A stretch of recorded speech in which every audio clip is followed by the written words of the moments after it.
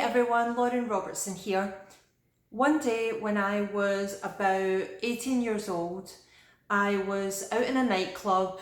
It was the evening and I was drunk, and there was a young lady about my age in the bathroom washing her hands, and I went to use the bathroom and I came out and I washed my hands and I told her, just completely out of the blue, a very personal message from Spirit, and she looked absolutely shocked.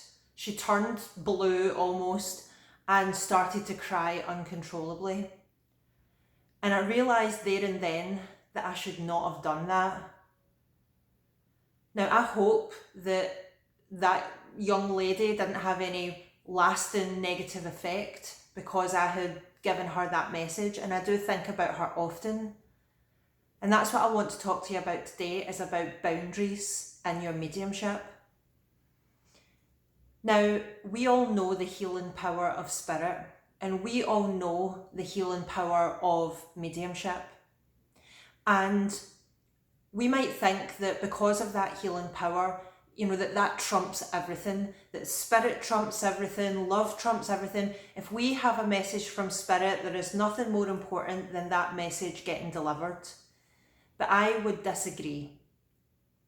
In the context of a spiritualist church or a spiritual meeting or, something like that, a gallery reading or even a one-to-one reading, the person who's there has given their agreement and given their compliance by their attendance. People out on the street, in the chemist, in the toilet of a pub, going about their daily life or their business, or even on social media, have not given their agreement or their permission to receive a message from you. And so I would argue that there is something more important than a message from Spirit, and it's to respect the other person who is going to be or maybe the recipient of that message. Now, I often think back to my 17-year-old or 18-year-old self in that bathroom that evening, and I wonder what possessed me to do that. Like, why did I feel I had the right to go up to somebody who, didn't want a reading, didn't ask for a reading, didn't give any indication whatsoever that I had the right to speak into her life, and go up and just tell her something that was very, very personal and was really not appropriate for that moment. And I think it was a mixture of things. I think it was really not knowing any better, having not been shown a lot of boundaries in my own life. I've often in the past had people speak into my life in an unwanted way, and so I thought that it was fine for me to do it to somebody else, even though, my intentions were pure, but it's really not fine. Also, I think part of it is because I had been drinking, my boundaries were down. Part of it was my age, just because I was kind of young and immature. And part of it was maybe because I felt I needed a sense of empowerment or a sense of importance. And none of those are good enough reasons. None of those are good reasons, full stop, to give an unsolicited message or unsolicited advice to somebody. And I know we might think that we have it on high. This is a really important message because it's coming from Spirit, and who doesn't want to hear from their loved ones in Spirit, right?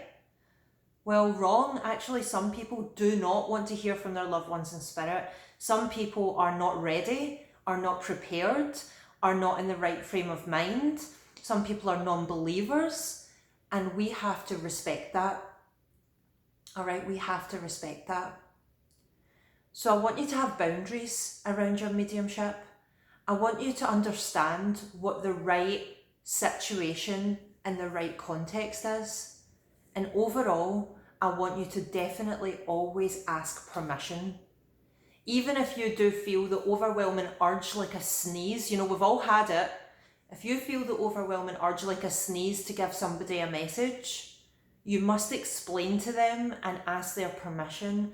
And if they say no, you must respect that. Do not speak into somebody's life, even if it is from Spirit, without their prior say-so. Respect that boundary. And what you'll find is that in doing that, your boundaries are better respected as well. Because it does go the other way. This isn't just about mediums violating other people's boundaries. Mediums' boundaries are also often violated as well. You know, mediums are expected to work for free. Mediums are expected to perform a parlour trick. I remember a few years ago even, you know, I've done a lot of personal development work on myself. I've worked with spirit for a long time. And even as recently as a few years ago, I was at the opening of a hair salon, and some people there knew that I was a medium, and they all started to flock round me and just ask me to give them messages. Just, what can you tell me then? What can you show me then? You know, with that kind of energy. And I had to say, look, I'm here to enjoy the opening of this salon. I'm not here to give readings to you. If you would like to come and attend one of my shows, here's how you can do that. You know, even as recently as a few days ago, I had somebody jump on a call with me and say, like literally say to me, Spirit says you have a message for me. I'm like, oh really? Does Spirit say I have a message for you? Well, go ahead and get your ticket for my show and come and see me then. Because, you know, it's one thing to be a medium violating someone else's boundary by giving them an unwanted or unsolicited message and not giving them the appropriate respect to respond and decide if they would like that message. But it's quite another to jump on a call with a medium and insist that they give you a message. That's not acceptable. That's not appropriate. The context in which a message takes place matters. And the more you insist on the correct boundaries for your mediumship, the more rewarding your mediumship will be, I promise you. You will not have people jumping on, you know, the bandwagon trying to ask you for readings. And likewise, you will not have this drained feeling of being kind of a bit misused and really tired because you've just been going about giving readings in the wrong context where they're unwanted or they're unneeded, and where the other person's not like with you on it. You know, you're just sort of reading at them without them being invested in the message as well. I remember recently, you know, as we're talking about enforcing our boundaries, I remember recently I had this overwhelming urge to give a message to this particular woman. You know, I don't really do one-to-one readings anymore because I like to focus on my public demonstrations and my shows and teaching other mediums and coaching other mediums. So I don't really do one-to-one readings anymore. But this one woman, I just had this overwhelming urge to give her a reading. And I didn't say anything because I said, right, Spirit, look, if you want me to give a reading to this person, then you need to sort it out, please. And what ended up happening is we gravitated towards each other and we got onto the subject of spiritual work and spiritual beliefs and people who'd passed on. And we had a very natural, very intuitive, very meaningful conversation about the fact that I would like to speak to her and see if I could try to help her. And she was very open and receptive to that. And so she came to my hotel room and she brought me a beautiful gift, which was totally, you know, not asked for, but there was an understanding about the exchange of energy. And I gave her the message, I gave her the reading, and it was one of the best readings that I've ever given. You know, it was one of the most powerful, specific, strong, compelling messages. And when I see her on social media now, I see the difference that the reading made to her life. But if I had been jumping about willy-nilly, just giving readings to whoever, whenever, wherever, I would have missed the subtle cues of when it's really, really right. And because I now insist on the feeling of it being really, really right, everything in my life I insist on feeling really right, to be honest now, I find that the occasions where boundaries are being violated are much, much less. And so the occasions where I am giving readings, or I am working with one of my students, or I am doing a demonstration where people have bought tickets, they're excited to come, like everybody's in it together and the energy is really strong and potent. Like all of those readings are so, so much better because of the times I said no. Because of the times I understood what's appropriate and what's not. And because of the times I didn't let my own boundaries be violated or transcended as well. And so I'd love to hear from you. What do you think about this? Do you think I'm right? Do you think I'm wrong?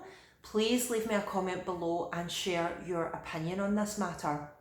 And if you're enjoying these videos about mediumship, please do subscribe if you're on YouTube, or go ahead and like my page if you're on Facebook, and I'll be coming to you with another thought about mediumship and the life of a medium and what it means to be a medium really soon. Take care of yourselves and each other, and I'll talk to you again really soon. Bye.